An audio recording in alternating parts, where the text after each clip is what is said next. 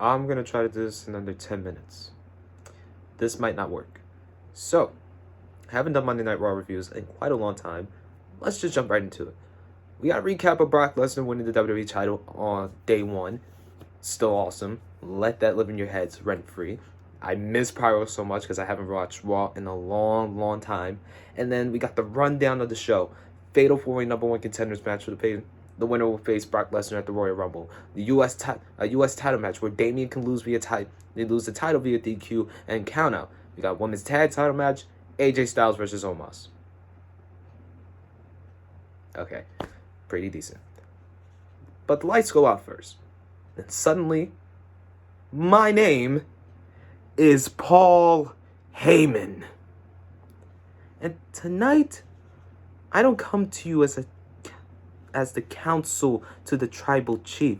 I come to you as an advocate for the reigning, defending, undisputed WWE World Heavyweight Champion, the Beast! I'm done. Just Paul Heyman and Brock Lesnar back together. It was so awesome. I loved it. I loved that segment. And Brock Lesnar has been absolutely amazing to listen to on the mic in like the last number of months. Probably the most entertaining person on the mic in a long time. It's like, first off, he shouts out Roman saying, "Get well soon." And then he's sitting at home watching the WWE champion, the real WWE champion. And then he says, just bask in all of Brock Lesnar's glory. Bask in Brock Lesnar's glory. I'm sorry, Keith Lee. Please forgive me for saying that. Just telling everybody to acknowledge him. And then acknowledges Paul Heyman for pulling a couple of strings for his free agency, which he allegedly did in advance. And then Paul Heyman goes on his spiel with saying, what's better than a 4-way, a 5-way? Brock Lesnar is just more than reigning. He does defending better. So he's going to defend his title to whoever wins a fatal 4-way match out of Kevin Owens, Seth Rollins, Bobby Lashley, and Big E. KO and Seth are a team. There's a tribal chief that is vulnerable without his special counsel, though, so let's not get into that much conversation. Without him, he's got nothing. And Bobby Lashley, Brock Lesnar has never met Bobby Lashley in the ring until day one and did everything to him except face him face to face. Save it for Mania. We'll get to that later. And then Big E, who Paul Heyman and Brock Lesnar have nothing but genuine respect for, and saying he got nothing bad to say about him. And he did the WWE justice. He did the title justice, the lineage of the title justice. So it would be an honor for him to face. So it would be an honor for Brock Lesnar to face Big E at the Royal Rumble. For him to lose, but it'll still be an honor. And then, just like old times, just ending the segment with the reigning, defending, undisputed WWE Heavyweight Champion of the world. Just Brock and Heyman doing their own thing. It was awesome. Awesome way to start the show. RK Bro had a segment with Slim Shady is available, is what Riddle said.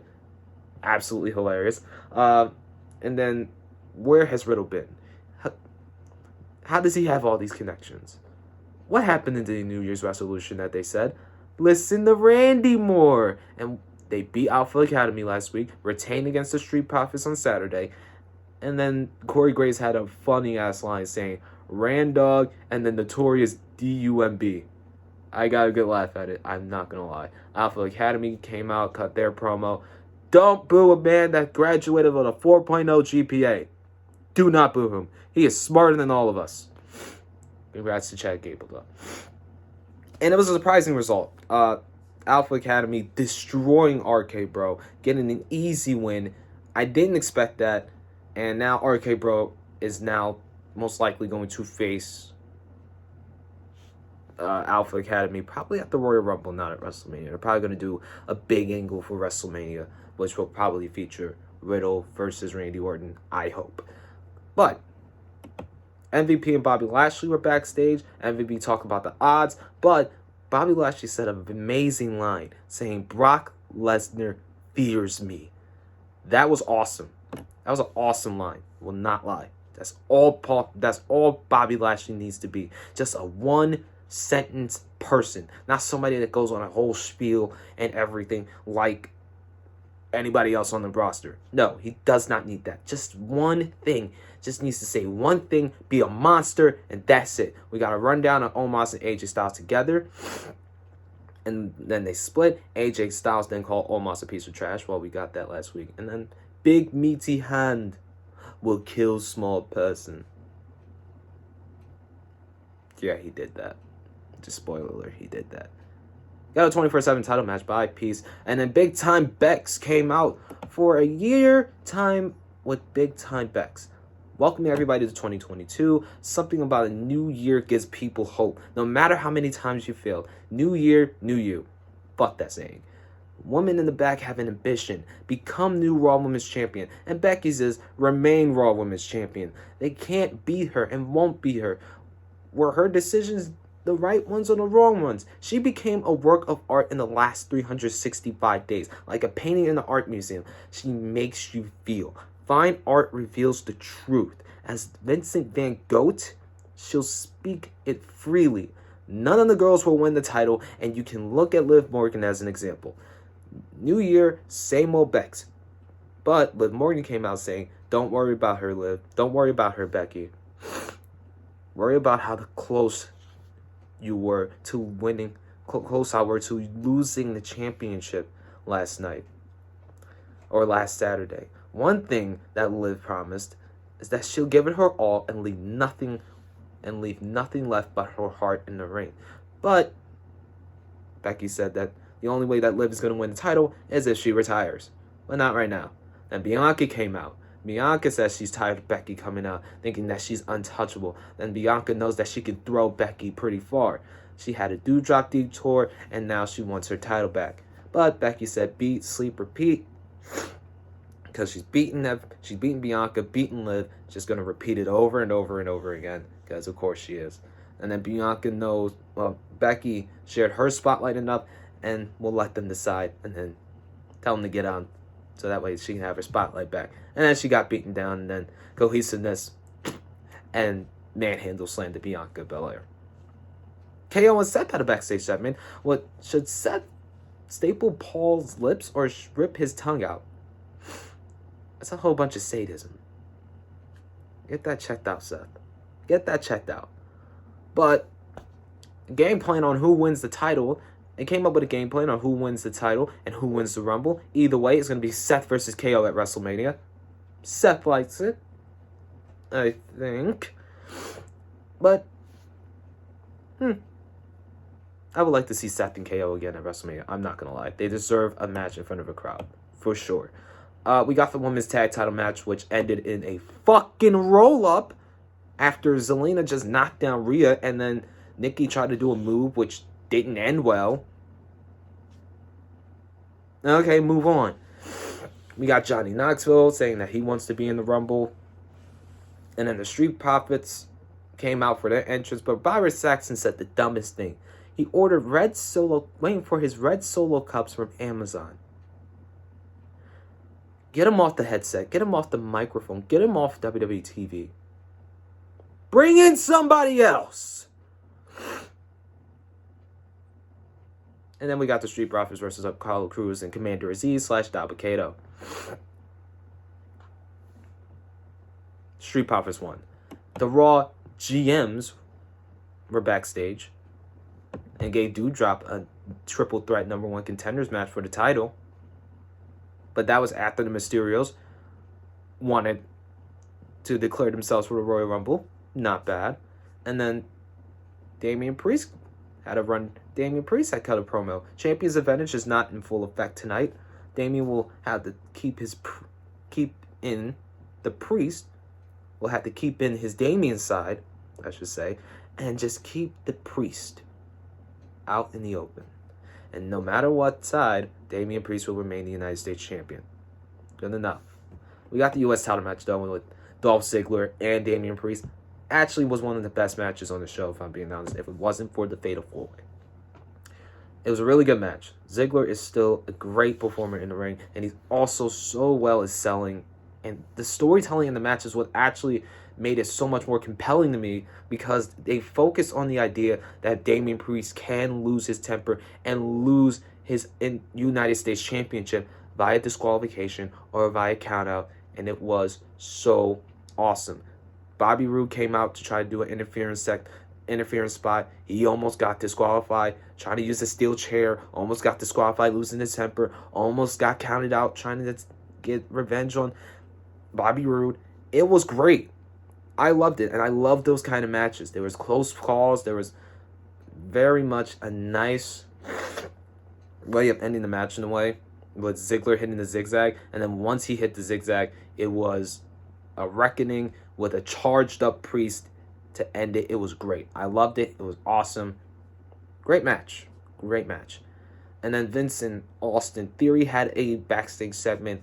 Sorry, he didn't mean to interrupt, Austin said, but he was wondering about his match with Finn Balor, getting a rematch. But instead of getting a rematch, he's getting put into the Royal Rumble. I think he might be the youngest to ever be put in the Rumble match, or compete in the Rumble match. I'm not sure.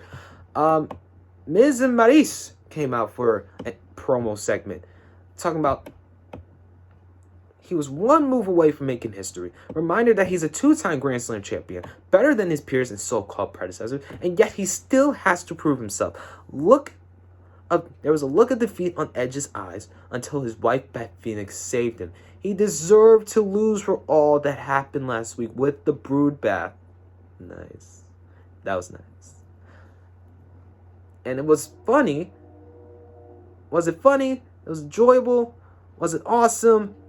Yes, Miz. It was funny, it was enjoyable, and it was awesome.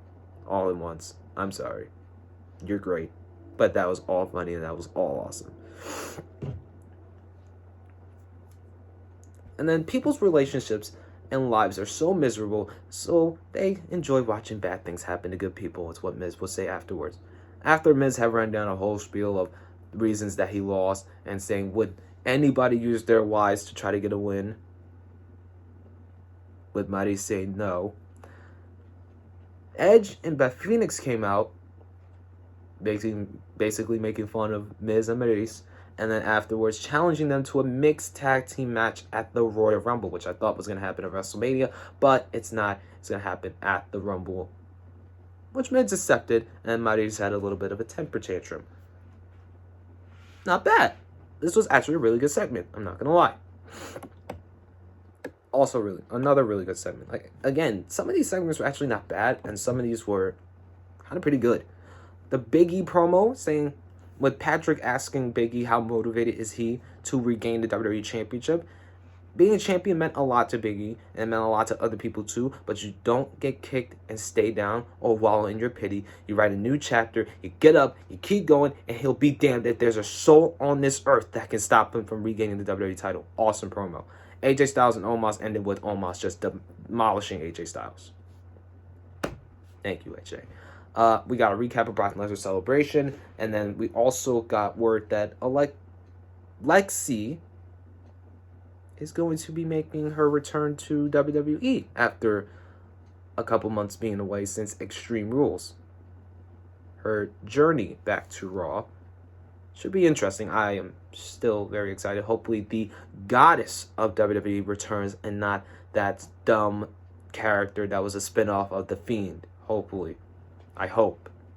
We got the number one contenders fatal 4-way match after this, and that was just absolutely...